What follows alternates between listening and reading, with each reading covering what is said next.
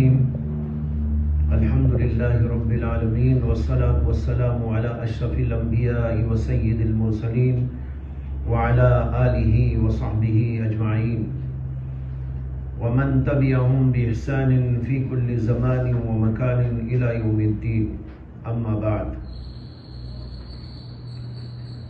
کتاب الایمان، بسم اللہ الرحمن الرحیم۔ باب قول النبی صلی اللہ علیہ وسلم بنی الاسلام علی خمس وهو قول وفعل ويزيد وينقص۔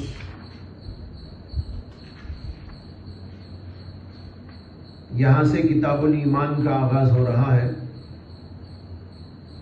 اس سے پہلے باب الوحی گزرا۔ امام بخاری رحمۃ اللہ علیہ نے کتاب کا آغاز کتاب الوحی سے کیا، اس کے بعد کتاب الایمان قائم کی، اس کے بعد کتاب العلم آئے گا۔ کتاب الوحی سے آغاز کرنے کی وجہ کیا تھی یہ آپ کو تفصیلاً میں نے اس سے پہلے سمجھا دیا تھا کہ امام بخاری یہ بتانا چاہتے ہیں کہ ہمارا دین کا دار و مدار وحی الہی پر ہے۔ یہ دین من گھڑت دین نہیں، کسی کی عقل سے تراشا ہوا دین نہیں، کسی بڑے اور چھوٹے کا بنایا ہوا دین نہیں، بلکہ وہ دین ہے جو اللہ کی طرف سے محمد عربی صلی اللہ علیہ وسلم پر نازل کیا گیا۔ اور اس کے اندر یہ جواب بھی آ گیا تھا کہ وحی کی ضرورت کیا، جبکہ اللہ نے ہمیں حواس سے خمسہ بھی دیے ہیں اور عقل بھی عطا کی ہے، تو کیا عقل کافی نہ تھی انسان کی ہدایت کے لیے؟ عقل کے ذریعے انسان اچھے اور برے کا فرق کرتا ہے، صحیح اور غلط کا امتیاز کرتا ہے، جھوٹوں اور سچوں کو پہچانتا ہے۔ دنیا بھر کے لوگ اسی عقل کے ذریعے بہت سارے کام کاج کرتے ہیں۔ دنیا کی یہ ترقیات، یہ ایجادات، سائنسی علوم اور فنون، ٹیکنالوجی کے بہترین علوم اور فنون، یہ سب اسی عقل کے تجرباتی علوم ہیں۔ تو پھر کیوں عقل کافی نہ تھی انسان کے لیے؟ بہت تفصیل کے ساتھ میں نے بتا دیا تھا کہ عقل کا ایک دائرہ ہے، وہاں پر جا کر انسان معذور ہو جاتا ہے کہ اس سے اگلے مسائل کو وہ حل کر سکے۔ وہاں عقل بھی جواب نہیں دیتی، وہاں ہمارے حواس بھی جواب نہیں دیتے۔ وہاں اس بات کی ضرورت ہوتی ہے کہ ہمیں ایک علم اللہ کی طرف سے آئے، وہ اللہ جسے کبھی غلطی نہیں لگتی، وہ اللہ جو ساری ہی دنیا کو پیدا کرنے والا اور سب کے ساتھ یکساں سلوک کرنے والا ہے۔ انسان اگر کوئی بناتا بھی ہے قانون تو اس کے اندر تعصبات کا دخل ہو سکتا ہے، اپنوں اور غیروں کے فرق کے ساتھ وہ قانون بنا سکتا ہے، لیکن اللہ جو قانون بنائیں گے تو وہ سب کے لیے یکساں طور پر ہوگا، اس لیے کہ پوری کائنات اسی کی بنائی ہوئی ہے، تمام انسان اسی کے بندے ہیں۔ اللہ سب کے لیے انصاف کے ساتھ قانون بنائے گا۔ یہ سب وجوہات تھی جس کو پیش نظر رکھتے ہوئے امام بخاری رحمۃ اللہ علیہ نے کتاب الوحی سے اپنی کتاب کا آغاز کر کے سب سے پہلے بتا دیا کہ ہمارے اس دین کی بنیاد اللہ کی وحی پر ہے۔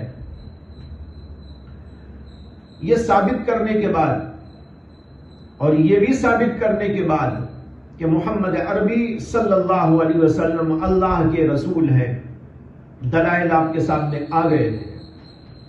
ہرقل کا واقعہ بھی آ گیا تھا، انا اوحینا الیک کما اوحینا الیک، یہ آیت بھی آ گئی جس سے رسول اکرم صلی اللہ علیہ وسلم کی نبوت اور رسالت کو ثابت کرنا تھا۔ تو ایک اللہ کی وحی اور دوسرے یہ بات کہ محمد صلی اللہ علیہ وسلم اللہ کے موحا الیہ بندے ہیں اور آپ پر اللہ کی وحی نازل ہوئی، اس لیے آپ اللہ کے نبی اور رسول ہیں۔ یہ سب ثابت کرنے کے بعد اب یہاں ایمان والے مسائل کا آغاز کیا جا رہا ہے۔ کیوں؟ اسے کہ ایمان بنیاد ہے، اعمال وہ سب کے سب اس کے تابع ہیں۔ ایک آدمی عمل کرے ایمان کے بغیر تو بالکل بیکار ہے، اور ایمان ہی وہ چیز ہے جو انسان کو نجات دینے والی ہے۔ اگر آدمی 1000 عمل کرے لیکن اس کے پاس ایمان نہ ہو تو نہ عمل قابل قبول اور نہ یہ عمل اس کی نجات کے لیے کافی۔ اس لیے امام بخاری رحمۃ اللہ علیہ نے اعمال کا ذکر کرنے سے پہلے طہارت کے ابواب، صلاۃ کے ابواب، زکوٰۃ کے ابواب اور دیگر بہت سارے ابواب، ان کو پیش کرنے سے پہلے کتاب الایمان قائم کر کے ایمان کے مسائل پر گفتگو کرنا چاہتے ہیں۔ اس سے ایمان کی اہمیت اور اس کی ضرورت اور اس کا تمام چیزوں پر تقدم ثابت کرنا مقصود ہے۔ اس کے بعد ہمیں ایمان کے بارے میں کچھ چیزیں سمجھنا ہے۔ یہ تو ایمان کے لغوی معنی، دوسرے ایمان کے شرعی معنی، اور تیسرے اہل سنت کے نزدیک ایمان کا اطلاق کن کن چیزوں پر ہوتا ہے۔ یہ 3 باتیں ہیں جس کو تفصیل کے ساتھ سمجھنا پڑے گا۔ پہلی بات تو یہ ہے کہ ایمان کے لغوی معنی کیا ہے۔ ایمان کا لفظ امن سے بنا ہوا ہے، اور امن خوف کی ضد ہے۔ ایک چیز خوف، ایک امن، یہ دونوں متضاد۔ لہذا امن کے معنی ہو گئے اطمینان، سکون، راحت، ہر قسم کی بے خوفی۔ اور یہ لفظ جب باب افعال میں استعمال ہوتا ہے تو متعدی ہو جاتا ہے، اور اس کے معنی ہوتے ہیں ازالہ خوف۔ ایمان یعنی بے خوف کر دینا۔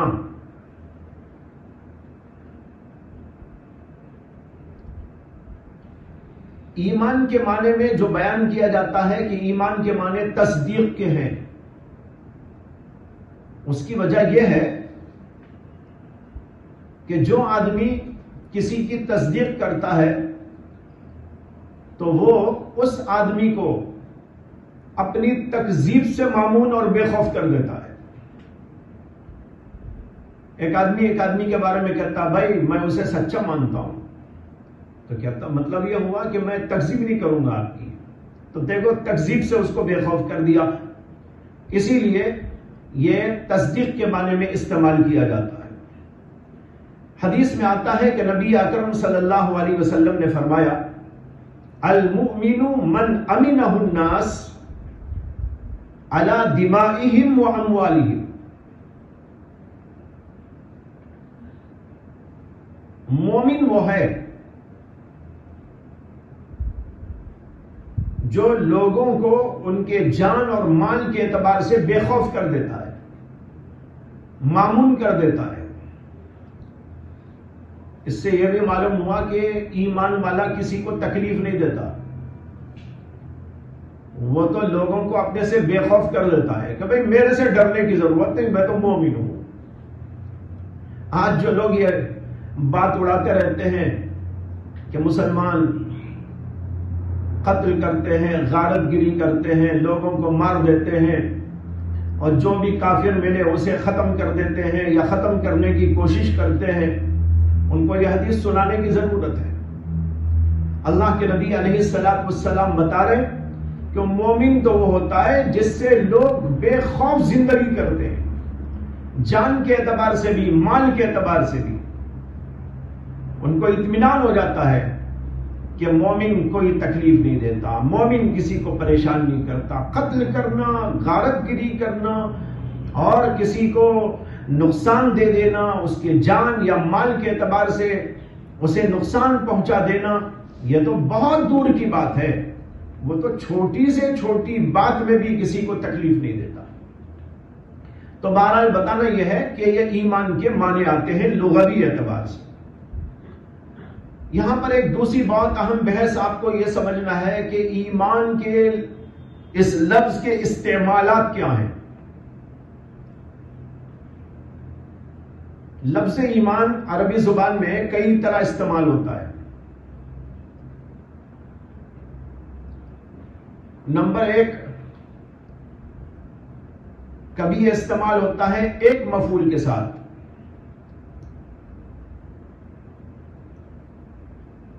جیسے کہا جاتا ہے آمنتہ، میں نے اس کو بے خوف کر دیا، یعنی مامون کر دیا۔ اب یہاں ہو کی ضمیر مفعول ہے اور یہ ایک ہی مفعول ہے۔ کبھی یہ دو مفعولوں کے ساتھ بھی استعمال ہوتا ہے، یعنی متعدی بدو مفعول بھی ہوتا ہے، جیسے کہتے ہیں آمنتہ غیری، میں نے اس کو اپنے غیر سے بے خوف اور مطمئن کر دیا۔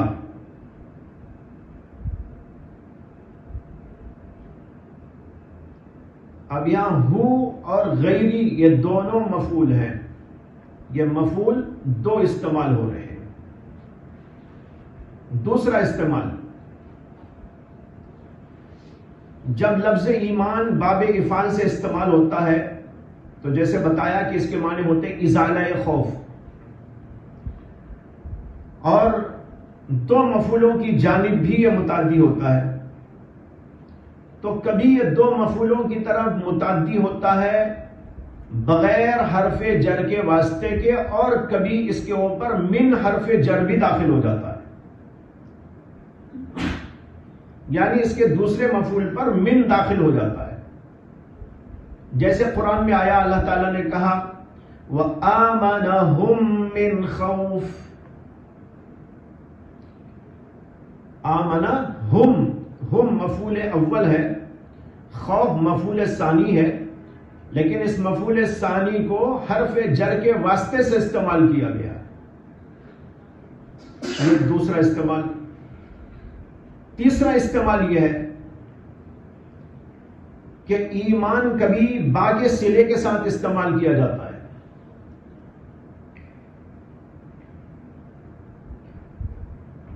دروازہ بند کر دو، وہیں روک لو، وہیں روک دو۔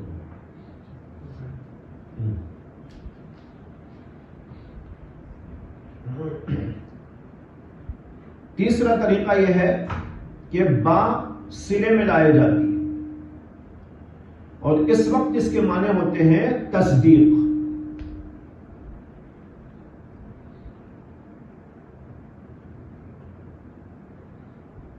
جیسے قرآن میں زیادہ تر یہ استعمال آیا ہے، آمنتو باللہ،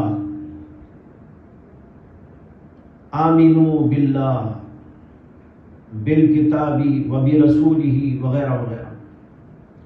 ایمان با کے صلے کے ساتھ استعمال ہوتا ہے، آمن الرسول بما انزل الیہ، اس وقت اس کے معنی ہوتے ہیں تصدیق۔ اور یہاں بعض علماء کی تحقیق یہ ہے کہ ایمان کا صلہ اصل میں با نہیں آتا، ایمان کا صلہ با نہیں ہوتا، لیکن بعض جگہ پر با صلے کے ساتھ اس کو استعمال کیا جاتا ہے۔ تو اس صورت کے اندر یہاں اعتراف کے معنی کی تضمین ہوتی ہے،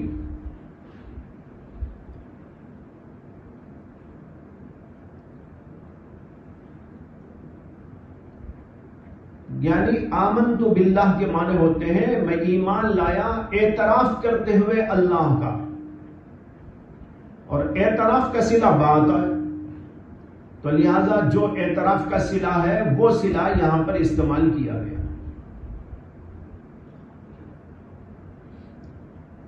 وہ آنا چاہ رہے ہیں ان کو، آ جاؤ، بند کھول دو۔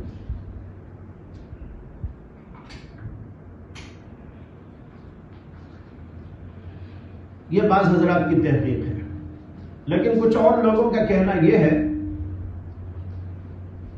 کہ یہ تضمین ماننے کی یہاں کوئی ضرورت نہیں، اس لیے کہ اس کی کوئی دلیل نہیں۔ سیدھے یہ کیوں نہیں مان لیا جاتا کہ ایمان کا صلہ بھی با تھا؟ تو اگر ایمان کا صلہ با مان لے تو کسی اور لفظ کے تضمین ماننے کی کوئی ضرورت نہیں۔ لہذا سادی سیدھی بات یہ ہے کہ ایمان کا ایک صلہ با بھی ہوتا ہے، اس لیے قرآن و حدیث کے اندر یہ صلہ کثرت کے ساتھ استعمال کیا گیا ہے۔ یہ کتنے استعمال بتائے؟ 3۔ چوتھا استعمال با کا یہ ہے، یہ ایمان کا یہ ہے کہ ایمان کے صلے میں لام استعمال ہوتا ہے، جیسے قرآن میں آیا وَمَا أَنْتَ بِمُؤْمِنٍ لَنَا وَلَوْ كُنَّا صَادِقِينَ، وَمَا أَنْتَ بِمُؤْمِنٍ لَنَا وَلَوْ كُنَّا صَادِقِينَ، یہاں لنا یہ مومن کا صلہ آیا، ایمان کا صلہ آیا۔ ایسے ایک اور جگہ ہے أَنُؤْمِنُ لَكَ وَاتَّبَعَكَ الْأَرْذَلُونَ، یہاں بھی لام کے صلے کے ساتھ استعمال کیا گیا۔ ایک جگہ ہے أَنُؤْمِنُ لِبَشَرَيْنِ مِثْلِنَا، أَنُؤْمِنُ لِبَشَرَيْنِ مِثْلِنَا، ان سب جگہوں پر لام استعمال کیا گیا ہے۔ یہ بھی ایک استعمال ہے۔ اس صورت کے اندر اعتماد کے معنی میں استعمال کیا جاتا ہے، یا اعتراف کے معنی میں استعمال کیا جاتا ہے۔ پانچواں استعمال یہ ہے کہ ایمان اللہ کے صلے کے ساتھ استعمال کیا جاتا ہے۔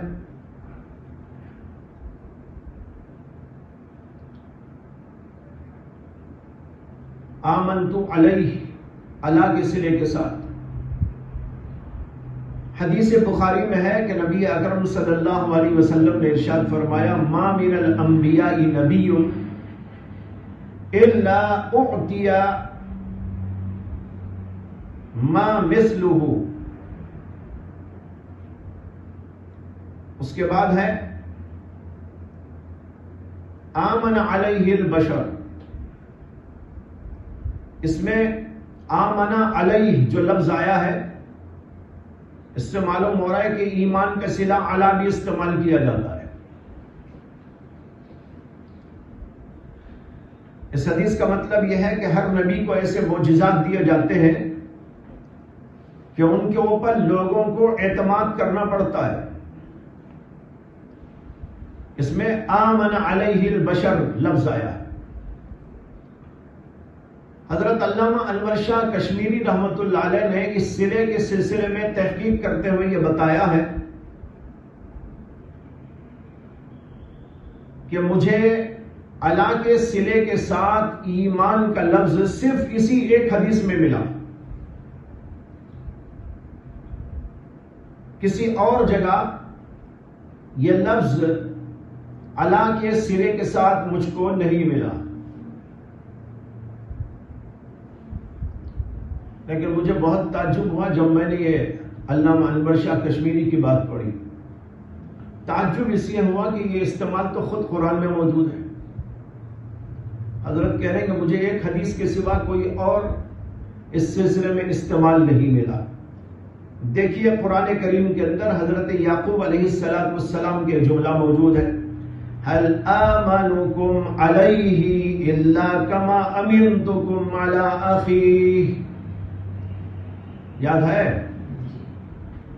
یعقوب علیہ السلام کے بیٹے گئے تھے حضرت یوسف کے پاس، اگرچہ وہ جانتے نہیں تھے کہ وہ یوسف ہیں۔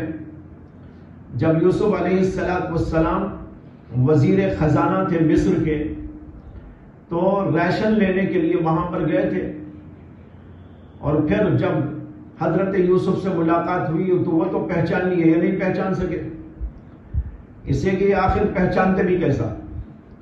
اگر ان کو ویسے ہی لگ بھی رہے تھے وہ چہرے مہرے سے، تب بھی انہوں نے کہا ہوگا وہ ہمارے بھائی کی طرح ہی لگ رہی ہے، وہی نہیں بولے ہوں گے، اس سے کہ ان کے وہم و گمان میں کیسا آ سکتا ہے کہ جس یوسف کو ہم نے بیچ دیا تھا غلام بنا کر، وہ یوسف مصر کا ایک اتنا بڑا عہدہ سنبھالے ہوئے ہے، وزیر خزانہ، کوئی تصور ہی نہیں جا سکتا تھا ان کا، اس لیے وہ تو ان کو نہیں پہچان سکے۔ لیکن حضرت یوسف علیہ السلام نے پہچان لیا کہ ان کے بھائی آئے ہیں، تو انہوں نے کہا کہ بھائی کتنے لوگ ہیں تمہارے گھر میں، کون کون ہیں؟ انہوں نے کہا ابا ہیں، امی ہیں، اور ایک بھائی بھی ہے، ہم دوسرے بڑے بھائی تو آگے وہ چھوٹا ہے، ہمارے ابا جی ہمارے اس بھائی کو ہمارے ساتھ بھیجتے نہیں ہیں کہیں بھی، اس لیے ہم اس کو نہیں لائے۔ انہوں نے کہا دیکھو اگر اس کا بھی راشن لینا ہونا تو پھر آئندہ اس کو بھی لانا پڑے گا، لے تو تمہیں بھی راشن نہیں اسے بھی راشن نہیں۔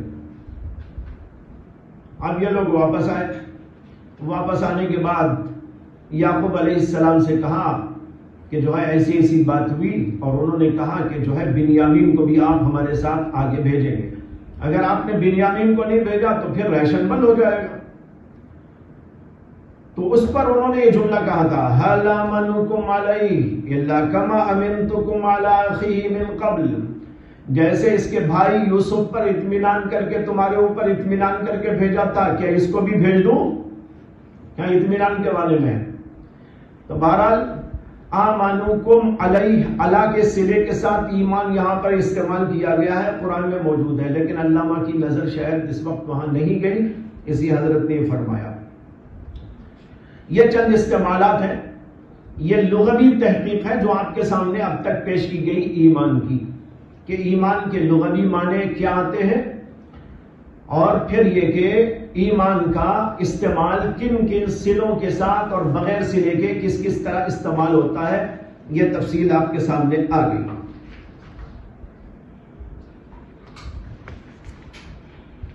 یہاں پر علماء کے درمیان ایک بحث یہ بھی ہے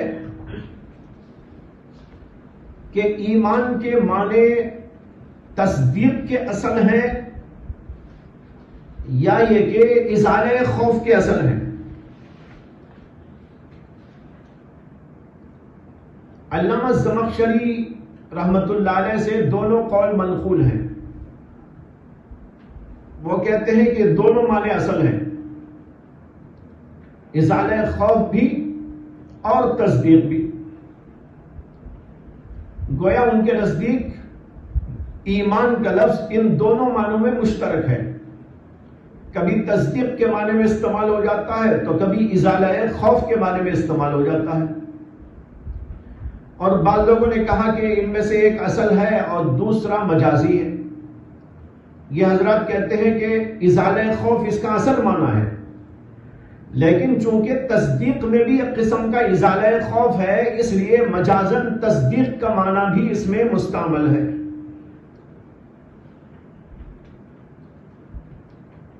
اس کے بعد اب ہمیں دیکھنا ہے کہ شرعی معنی ایمان کے کیا آتے ہیں۔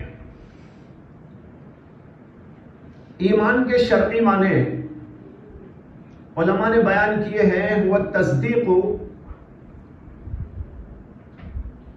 بما علم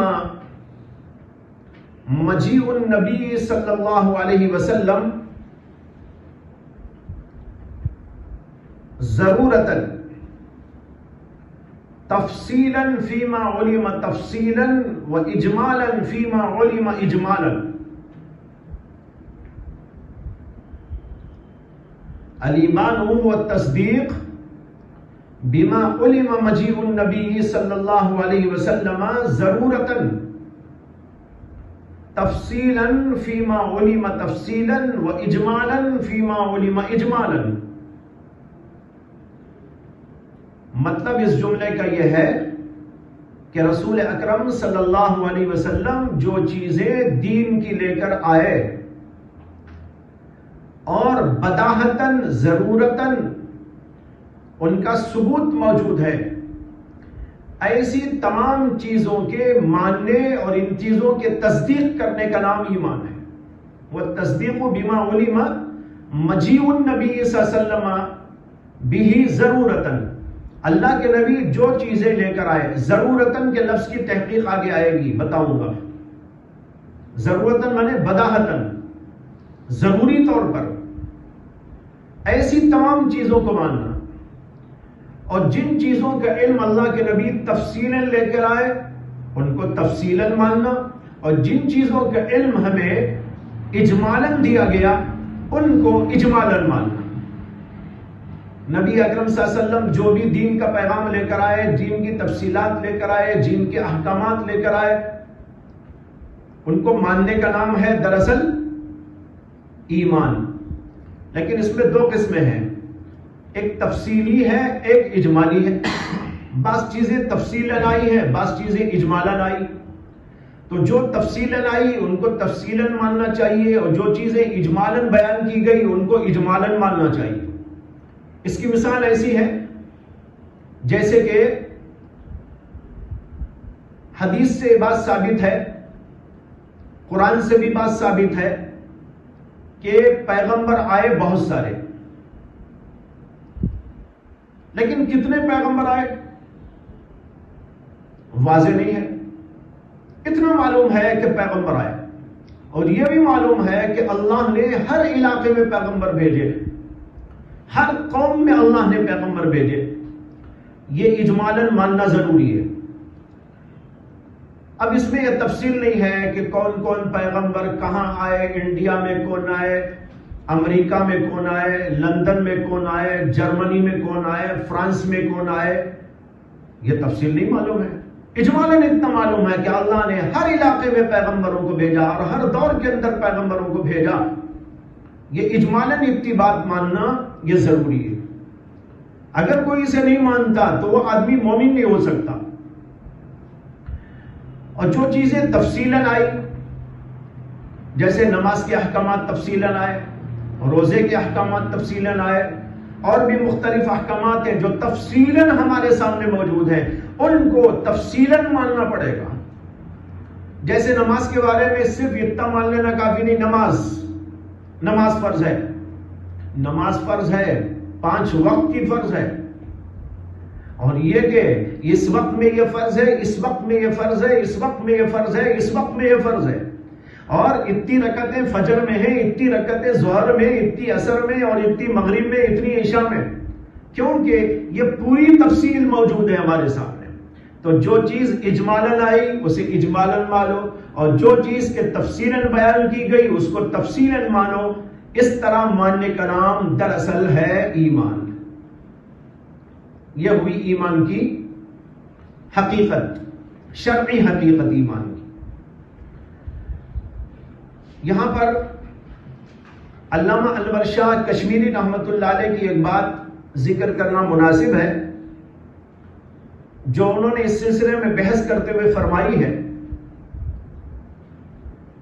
کہ رسول اللہ صلی اللہ علیہ وسلم سے قطعی یقینی طریقے پر ثابت شدہ امور کی آپ پر اعتماد کرتے ہوئے تصدیق کرنے کو ایمان کہتے ہیں۔ پھر پڑھتا ہوں، فرمایا کہ رسول اللہ صلی اللہ علیہ وسلم سے قطعی یقینی طریقے پر ثابت شدہ امور کی آپ پر اعتماد کرتے ہوئے تصدیق کرنے کا نام ایمان ہے۔ اس سے معلوم ہوا کہ یقینی طور پر جو چیزیں دین میں ثابت ہیں ان کو ماننا یہ ایمان کے لیے ضروری ہے۔ اگر ان میں سے کسی ایک چیز کا بھی انکار کرے گا جو یقینی طور پر دین کے اندر ثابت ہے تو وہ مومن نہیں ہو سکتا۔ مثلا اللہ کی وحدانیت، اللہ کی صفات، آخرت، تقدیر، نبوت، رسالت، اللہ کی کتابیں، نماز، روزہ، حج، زکوٰۃ، یہ سب فرائض ہیں اور یقینی طور پر ثابت ہیں۔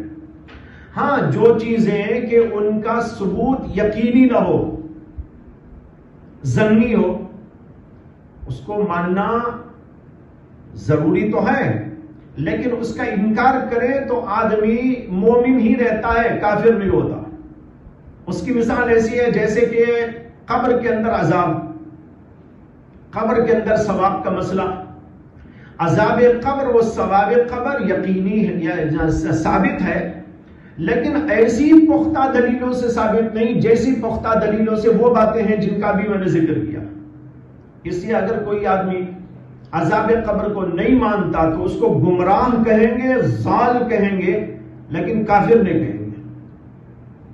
اسی طرح اور کچھ چیزیں ہیں کہ وہ ثابت ہیں لیکن اتنے پکے طور پر نہیں ثابت ہے، تو لہذا جو یقینی طور پر ثابت شدہ امور ہیں اسے قید لگائی، یقینی و قطعی طریقے پر جو چیزیں ثابت ہیں ان پر اعتماد کرتے ہوئے، ان پر رسول اللہ صلی اللہ علیہ وسلم پر اعتماد کرتے ہوئے ان کو ماننے کا نام دراصل تصدیق ہے۔ اگر کوئی شخص ان میں سے کسی ایک چیز کو بھی نہیں مانتا تو وہ آدمی مومن نہیں ہو سکتا۔ یہ ہے ایمان کی بات۔ اب اس کے بعد میں وہ بات عرض کرتا ہوں جس کی طرف اوپر آپ کو اشارہ دیا کہ یہاں لفظ آیا ہے ضرورتاً۔ ضرورتاً کا کیا معنی ہے؟ اس کا وہی معنی ہے جو ابھی علامہ انور شاہ کشمیری کی عبارت میں آپ کو سنایا۔ یہاں ضرورتاً کے معنی ہے یقینی طور پر جو چیزیں ثابت ہیں، یہ ہے ضرورت کا معنی۔ تو جو چیزیں دین اسلام میں ضروری طور پر ثابت شدہ ہیں ایسی چیزوں کے ماننے کا نام۔ یہیں پر علامہ شبیر احمد عثمانی رحمت اللہ علیہ فرماتے ہیں کہ یہاں ضرورت کا مفہوم یہ نہیں ہے کہ جو عوام میں مشہور ہو، جو صرف عوام کے اندر مشہور ہو، وہ مراد نہیں ہے، بلکہ وہ مراد ہے جو ابھی عرض کیا گیا کہ وہ دین اسلام کے اندر یقینی طور پر ثابت ہوں، جن کا یقینی طور پر ثبوت اور قطعی طور پر ثبوت دین اسلام کے اندر ہو، ایسی چیزوں کا ماننا ایمان کے اندر داخل ہے۔ اگر ان میں سے ایک چیز کا بھی انکار کرتا ہے تو آدمی کافر ہو جاتا ہے۔ اور یہیں سے ایک بات ثابت ہوتی ہے، وہ یہ کہ جو آدمی ان چیزوں کو مانتا ہے جو دین اسلام میں قطعی طور پر ثابت، اس کا نام مومن، لیکن جو ان چیزوں کو جان لیتا ہے اس کا نام مومن نہیں۔ ایک ہے ماننا اور ایک ہے جاننا، دونوں کے اندر زمین و آسمان کا فرق ہے۔ ایک آدمی جانتا ہے، یقینی طور پر جانتا ہے، جیسے کہ ہرقل نے جان لیا تھا، اور آپ نے تفصیلی طور پر پورا واقعہ پڑھا کہ اسے کتنا یقین تھا۔ اس نے یہاں تک کہا اگر مجھے موقع ملے تو میں اس نبی کی خدمت میں جاؤں اور ان کے پیر دھو کے پیوں۔ اور پھر اس نے یہ بھی کہا کہ واقعی اگر یہ باتیں سچی ہیں تو جو تم بتا رہے ہو تو پھر تو فَسَيَمْلِكُ قَدَمَيَّ هَاتَيْنِ مَوْضَعَ قَدَمَيَّ هَاتَيْنِ، کہ یہ میری جگہ پر بھی وہ قابض ہو جائیں گے۔ اتنا یقین کے ساتھ اس نے کہا، لیکن یہ یقین جاننے میں ہے، ماننے میں نہیں ہے۔ اس فرق کو یاد رکھنا ہے۔ تو اب یہ بات ثابت ہو رہی ہے کہ محض جاننے کا نام ایمان نہیں ہے بلکہ ماننے کا نام ایمان ہے۔ جاننے کو تو کافر بھی جانتے تھے، حدیث میں بلکہ قرآن میں بھی اللہ نے فرمایا یعرفونہ کما یعرفون ابناءہم، یہ لوگ رسول اللہ صلی اللہ علیہ وسلم کو اس طرح جانتے ہیں جیسے کہ اپنی اولاد کو جانتے ہیں، لیکن اس طرح جان لینے کا نام تو ایمان نہیں۔ اب یہاں ایک سوال اور پیدا ہوتا ہے، وہ یہ ہے کہ نجاشی بادشاہ نے بھی تو جان لیا تھا، لیکن اسے کیوں کہتے ہیں کہ وہ مومن ہے؟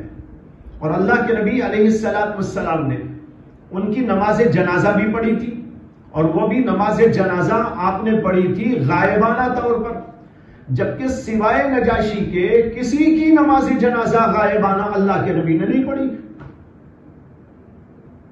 اب یہاں بھی سوال پیدا ہوتا ہے کہ کہیں یہ ثابت نہیں ہے کہ نجاشی بادشاہ نے ایمان قبول کیا ہو، اقرار کیا ہو، کہیں ایسا نہیں آیا۔ ہاں جانا، اس نے بھی جانا جب دربار میں اس کے حضرت جعفر رضی اللہ عنہ نے تقریر کی تھی ایمان کے بارے میں، اور خود اپنے بارے میں، صحابہ کے بارے میں، رسول اللہ صلی اللہ علیہ وسلم کے بارے میں، اور اس سوال کا جواب دیا تھا کہ تم لوگ ہمارے ملک میں کیوں آئے، اپنے ملک کو چھوڑ کر یہاں آنے کی کیا وجہ؟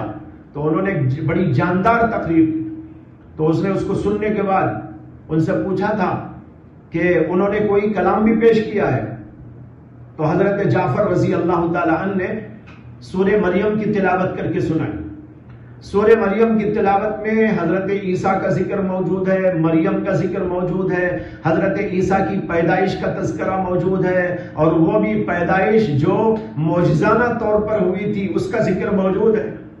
اس کو سننے کے بعد اس کی آنکھوں سے آنسو جاری ہو گئے، اور اس نے کہا کہ اس کلام میں اور عیسیٰ پر نازل ہونے والے کلام میں کوئی فرق نہیں، دونوں کا ماخذ اور دونوں کا مصدر ایک ہے، یعنی اللہ ہی کی طرف سے ہے۔ اتنا کہا، لیکن کہیں یہ ثابت نہیں کہ اس نے کہا ہو آمنت باللہ و ملائکتہ و رسولہ، یا کم از کم یہ کہ آمنت بمحمد، یا لا الہ الا اللہ محمد رسول اللہ، یا اشہد ان لا الہ الا اللہ و اشہد ان محمد عبدہ و رسولہ، کہیں یہ ثابت نہیں ہے۔ تو اب سوال پیدا ہوتا ہے کہ اس میں اور ہرقل میں کیا فرق ہے؟ سمجھے نا؟ فرق ہے، بہت بڑا فرق ہے۔ فرق یہ ہے کہ ہرقل نے جان لیا تھا، لیکن قبول کسی طور پر بھی اس نے نہیں کیا، بلکہ آخر میں تو ایک درجے میں مکر بھی گیا۔ جیسے کہ آپ نے تفصیل پڑھی کہ اس نے اپنے لوگوں کو بلایا، حواریوں کو بلایا، مشیران سلطنت کو بلایا، اور ان کے سامنے اس کا اظہار کیا کہ بھئی اس نبی پر ایمان لانا چاہتے ہو تو لے آؤ، اگر تم بھلائی چاہتے ہو تو ان پر ایمان لاؤ۔ لیکن جب ان کا موڈ دیکھا تو ایک دم بدل گیا، اور کہا سب کو بلاؤ، سب کو بلاؤ، بلا کر بٹھا کر کہنے لگا میں تو اصل میں تمہارے ایمان کا امتحان لینا چاہتا تھا کہ تم لوگ ایمان میں کتنے شدید ہو، کتنے مضبوط ہو، تمہارے اندر کتنا تسلب ہے اور کس قدر تم مضبوط ہو۔ میں نے ماشاءاللہ دیکھ لیا تم لوگ تو بہت مضبوط ہیں دین کے اندر، اب دیکھو بدل گیا ہو۔ تو یہ ایک درجے میں انکار تو ہو گیا نا، تو اب اسے کیسے مومن کہہ سکتے ہیں؟ اس کے برخلاف نجاشی کا حال بالکل دوسرا ہے۔ انہوں نے یہ سب کچھ تسلیم کیا، پھر اس کے بعد اللہ کے نبی علیہ السلام کے ساتھ جو ان کے روابط تھے وہ نہایت اچھے روابط تھے، اور انہوں نے اپنے دین کا اظہار نہیں کیا، لیکن دین کا اظہار نہ کرنے کی وجہ دراصل خوف تھا، انکار نہیں تھا وہاں پر، اقرار تھا، اقرار کا اظہار نہیں تھا۔ اقرار کا اظہار کسی وجہ سے نہ کیا جائے تو اس سے ایمان میں کوئی فرق نہیں آتا۔ جیسے آج بھی بہت سارے لوگ ایمان لاتے ہیں لیکن وہ چھپا کے رکھتے ہیں اپنے آپ کو کسی وجہ سے، تو اس طرح انہوں نے اپنے ایمان کو خوف کی وجہ سے چھپائے رکھا تھا، لیکن کبھی انکار نہیں کیا۔ اس لیے دونوں کے درمیان میں یہ فرق موجود ہے۔ اسی سے علماء کہتے ہیں کہ ایمان کے لوازمات میں تصدیق کے ساتھ استسلام باطنی و انقیاد باطنی لازم ہے۔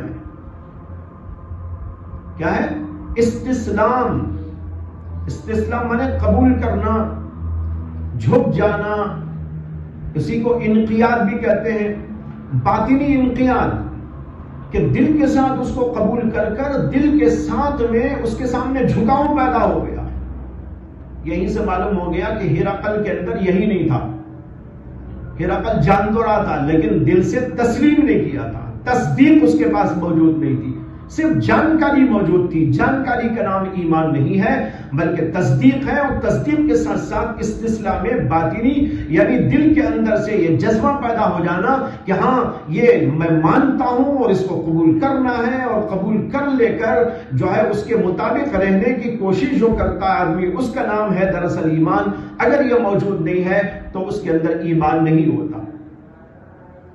چنانچہ شیخ ابن حمام رحمۃ اللہ علیہ فرماتے ہیں کہ ایمان کے لیے تصدیق قلبی کے ساتھ استسلام باطنی اور انقیاد قلبی بھی ضروری ہے۔ اور استسلام باطنی اور انقیاد قلبی کا مطلب یہ ہے کہ رسول اللہ صلی اللہ علیہ وسلم کے ہاتھ میں اپنی باغ ڈور دے دے اور اپنے آپ کو آپ کے حوالے کر دے اور کہے جو آپ کہیں وہ قبول. اس کو کہتے ہیں انقیاد.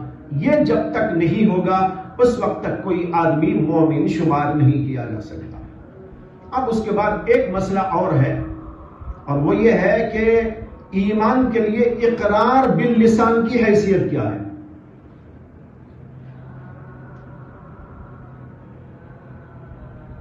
اقرار باللسان کی حیثیت.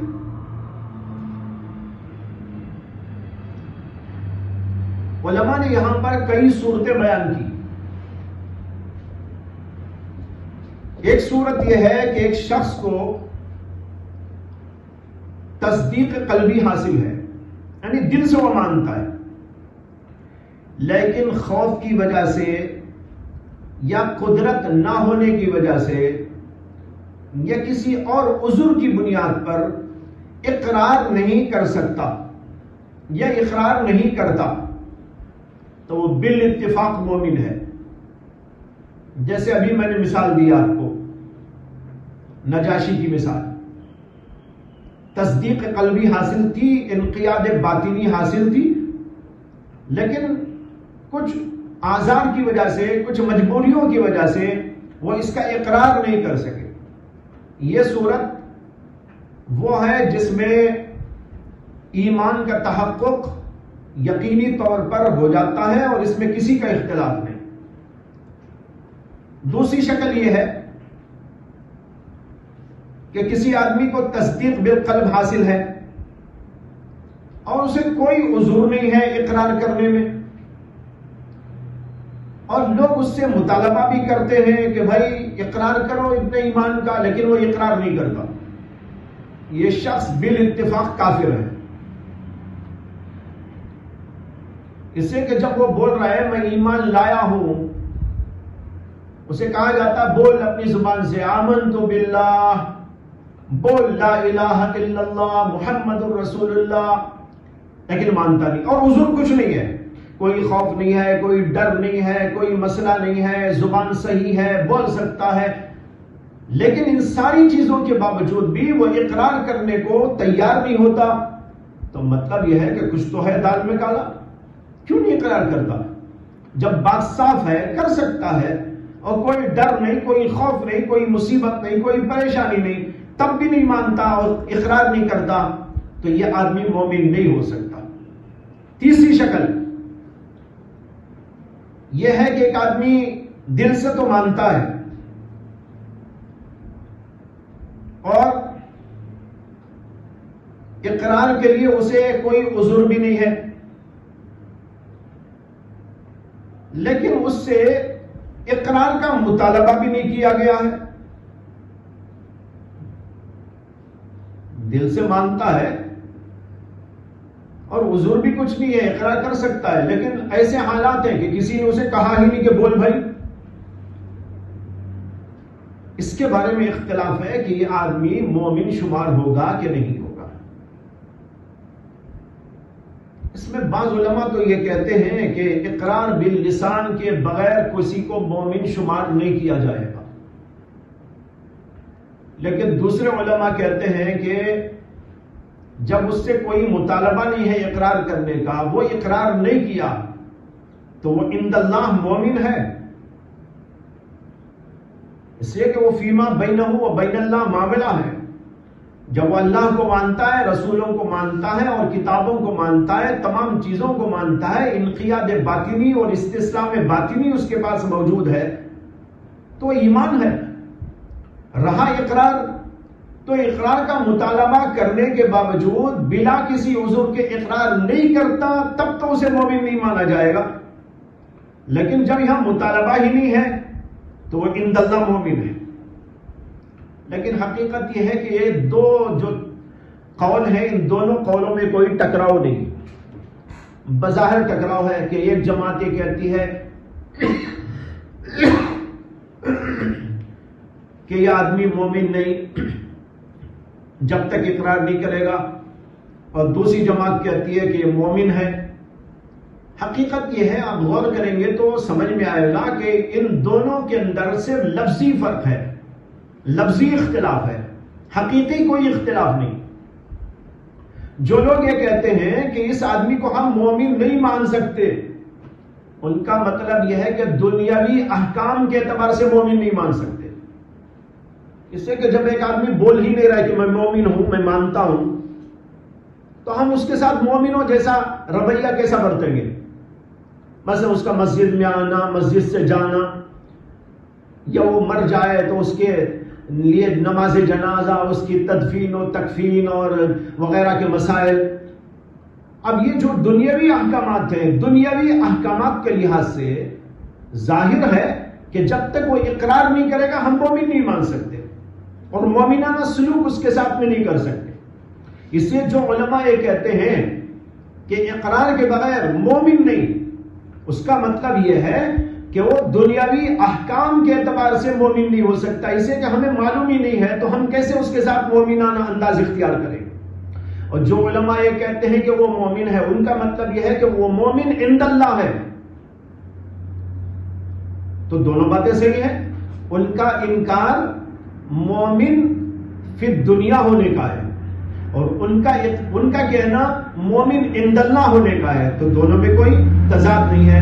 لہذا جو لوگ یہ کہتے ہیں کہ وہ آدمی مومن ہے، کیا مطلب؟ عند اللہ مومن ہے، اور جو لوگ یہ کہتے ہیں کہ وہ مومن نہیں ہوگا اقرار کے بغیر، ان کا مطلب یہ ہے کہ وہ دنیاوی احکام کے اعتبار سے مومن شمار نہیں کیا جائے گا۔ لہذا یہ دونوں باتیں اپنی جگہ پر صحیح ہیں۔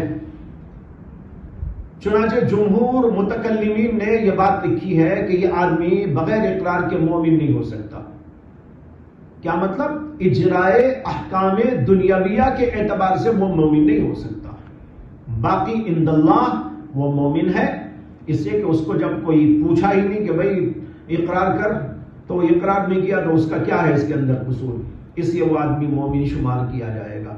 یہ چند باتیں ہیں جو ایمان کی لغوی اور شرعی تحقیق کے سلسلے میں آپ کے سامنے ذکر کی گئی۔ اب اس کے بعد ایک بات آپ کو سمجھنا ہے، وہ یہ ہے کہ ایمان کا اطلاق شرعاً کن کن باتوں پر ہوتا ہے۔ یہ مسئلہ بڑا اختلافی مسئلہ ہے، اور اس کے اختلاف کی وجہ سے یہاں پر کئی فرقے ہیں، اور ہر ایک کا الگ الگ اپنا اپنا نظریہ ہے۔ لیکن اس سے پہلے کہ میں اس پر بحث کروں، مختصر آپ کو یہ سمجھا دوں کہ حضرات صحابہ کرام کے دور میں ایمان کے مسائل میں کوئی اختلاف نہیں تھا۔ اعتقادات اور ایمانیات میں حضرات صحابہ کرام کے دور کے اندر کوئی اختلاف نہیں تھا، اور جو اختلاف حضرات صحابہ کرام کا ایمانیات کے سلسلے میں ملتا ہے وہ بہت مختصر ہے اور وہ جزوی قسم کا اختلاف ہے۔ جیسے مثال کے طور پر نبی اکرم صلی اللہ علیہ وسلم نے معراج میں اللہ کو دیکھا کہ نہیں دیکھا، یہ بھی عقائد ہی کا مسئلہ ہے۔ اسی طرح اللہ کے نبی علیہ السلام کے بارے میں یہ کہ آپ کو جو معراج نصیب ہوئی وہ جسمانی تھی یا کہ روحانی تھی، یہ بھی عقائد کا مسئلہ ہے۔ ایسے اختلافات ہیں، لیکن یہ جزوی اختلافات ہیں، مین اختلافات نہیں، بنیادی اختلافات نہیں۔ اس لیے حضرات صحابہ کرام کے درمیان میں بنیادی مسائل کے اندر کوئی اختلاف ایمانیات و اعتقادات کے اندر آپ کو نہیں ملے گا، تمام صحابہ متفق تھے۔ لیکن حضرات صحابہ کرام کے بعد، بلکہ ان کے آخری دور میں کچھ فرقے وجود میں آئے۔ ایک فرقہ شیعہ کا وجود میں آیا، دوسرا فرقہ خوارج کا وجود میں آیا، اور پھر ان کے بعد اور بھی فرقے وجود میں آئے، جیسے قدریہ، جہمیہ، اور جو ہے ان فرقوں کی کچھ شاخیں۔ اس طرح کئی فرقے اس کے بعد وجود میں آئے، اور اہل اسلام، اہل سنت والجماعت،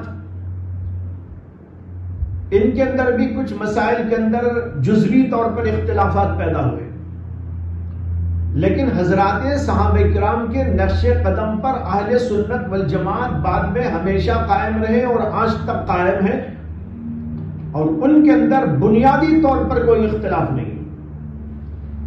یہ جو میں بول رہا ہوں بنیادی طور پر کوئی اختلاف نہیں ہے، اس کو اچھی طرح ذہن میں بٹھا لیں۔ جزوی اختلافات ہیں ان میں بھی، لیکن بنیادی طور پر کوئی اختلاف نہیں۔ تو اس طرح کئی فرقے وجود میں آ گئے۔ یہ فرقے اس وقت میں اہل حق اور اہل باطل دونوں قسم کے موجود ہیں۔ اہل حق کا جو فرقہ ہے اہل سنت والجماعت، اہل باطل کے بہت سارے فرقے، اور اہل سنت والجماعت کے اندر 4 گروپ مانے جاتے ہیں، 4 جماعتیں مانی جاتی ہیں۔ ایک محدثین کی جماعت، نمبر 2 اشاعرہ کی جماعت، نمبر 3 ماتریدیہ کی جماعت، نمبر 4 حضرات صوفیہ کی جماعت۔ یہ 4 طبقے ہیں، یہ سب اہل سنت ہیں۔ محدثین اہل سنت کہلاتے ہیں، اور اسی طریقے پر ماتریدیہ اور اشاعرہ اور حضرات صوفیہ، یہ سب اہل سنت کی جماعتیں ہیں۔ ان کے اندر بنیادی طور پر کوئی اختلاف آپ کو نہیں ملے گا، جو اختلاف ملے گا وہ جزوی اختلاف ملے گا۔ محدثین کا جو میں نے نام لیا، انہی کو بعد میں چل کر سلفیہ بھی کہا گیا ہے، لیکن ایک آج کے سلفی ہے، لیکن یہ جو سلفی میں بول رہا ہوں یہ پرانے زمانے کے سلفی ہے۔ آج بھی بہت سارے لوگ اپنا نام رکھ لیتے ہیں سلفی سلفی، جیسے بعض لوگ اپنے آپ کو اہل قرآن کہتے ہیں۔ اہل قرآن تو سب ہیں، صحابہ اہل قرآن نہیں تھے، تابعین اہل قرآن نہیں تھے، تابعین تبع تابعین اور جتنے ہیں محدثین اور فقہا، پھر فقہا میں شوافع فقہا ہوں، حنفیہ ہوں، مالکیہ ہوں یا حنابلہ ہوں یا اور کوئی ہو، سب کے سب اہل قرآن ہیں، لیکن بعض لوگ اپنے آپ کو اہل قرآن کہتے ہیں۔ اسی طریقے پر بعض لوگ سلفی کہتے ہیں، لیکن وہ سلفی کا مفہوم الگ رکھتے ہیں۔ لیکن میں جو کہہ رہا ہوں وہ پرانے زمانے کے سلفی، اس کا مطلب ہے سلف صالحین کے طرز پر عقیدوں کی بنیاد رکھنے والے لوگ، یہی محدثین ہیں، یہی سلفی ہیں، یاد رکھو اس کو۔ اور دوسری 2 جماعتیں، ایک اشاعرہ اور ماتریدیہ، اور ایک صوفیہ کرام۔ یہ 4 جماعتیں اہل سنت والجماعت سے تعلق رکھنے والی ہیں۔ ان میں کیا فرق ہے اس کے بارے میں کچھ عرض کیا جائے گا۔ ان کے علاوہ کئی فرقے وجود میں ہیں۔ بنیادی طور پر 4 فرقوں کا ذکر آتا ہے: شیعہ، خوارج، معتزلہ اور قدریہ۔ پھر ان کی بہت ساری شاخیں ہیں، شیعہ کی شاخیں ہیں، خوارج کی شاخیں ہیں، اسی طریقے پر معتزلہ کی شاخیں ہیں، اور بھی مختلف فرقے وجود میں آتے گئے، ان کی شاخوں کے طور پر آئے، کچھ الگ بھی آئے، اصل بھی آئے۔ ان کے اندر بہت سارے اعتقادی مسائل کے اندر اختلافات ابھرے، اور کئی طرح سے یہ اختلافات پیدا ہوئے۔ ان میں سے ایک اختلاف وہ ہے جس کے بارے میں یہاں پر آج بحث ہونی ہے، وہ ہے ایمان کے اطلاق کے بارے میں۔ ایمان کس کو کہا جاتا ہے؟ شرعی طور پر ایمان کا اطلاق کن چیزوں پر ہوتا ہے؟ اس کے بارے میں شدید اختلاف پیدا ہوا، اور عجیب بات یہ ہے کہ اہل سنت میں بھی پیدا ہوا اور اہل ضلال میں بھی پیدا ہوا۔ اہل سنت میں کچھ لوگ یہ کہتے ہیں کہ ایمان نام ہے 3 چیزوں کا.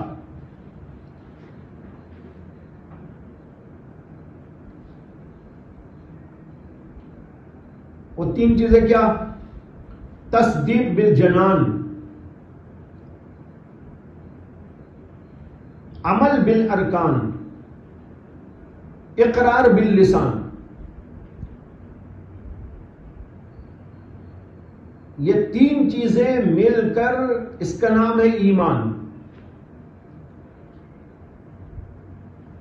یہ اہل سنت کے بہت سارے اکابر علماء، محدثین اور سلفیین کا نقطہ نظر ہے.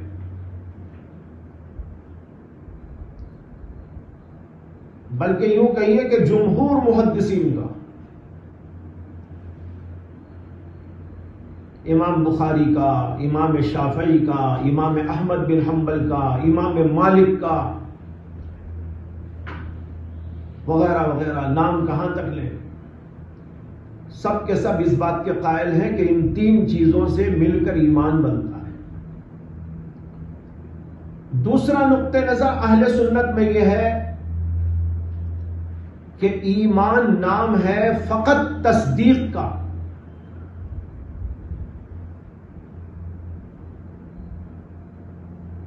اور عمل اور اقرار یہ ایمان کی حقیقت میں داخل نہیں ہے. وہ لوازمات میں سے ہے، مکملات میں سے ہے، زیب و زینت کی چیزوں میں سے ہے، جو چاہے کہہ لیجئے، لیکن ایمان کی حقیقت میں داخل ہے. یہ مسلک ابو حنیفہ سے منقول ہے.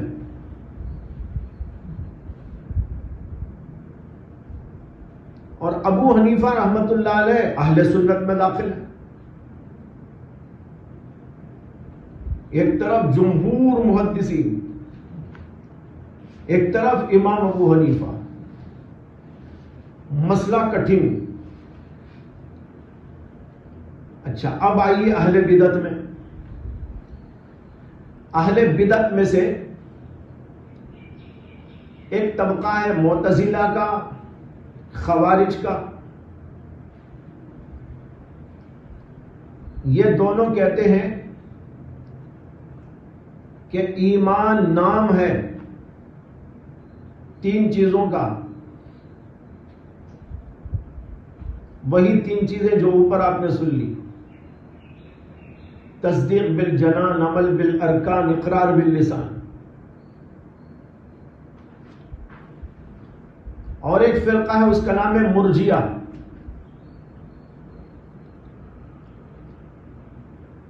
مرجیہ کا کہنا یہ ہے کہ ایمان نام ہے صرف تصدیق کا.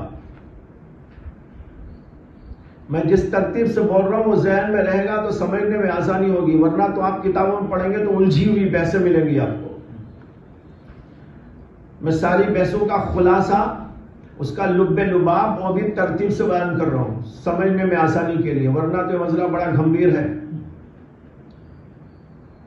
اب میں نے جو عرض کیا آپ ذہن میں رکھ لیجئے. میں نے کہا کہ اہل سنت علماء میں سے تمام محدثین یہ کہتے ہیں کہ ایمان 3 چیزوں کا مرکب ہے.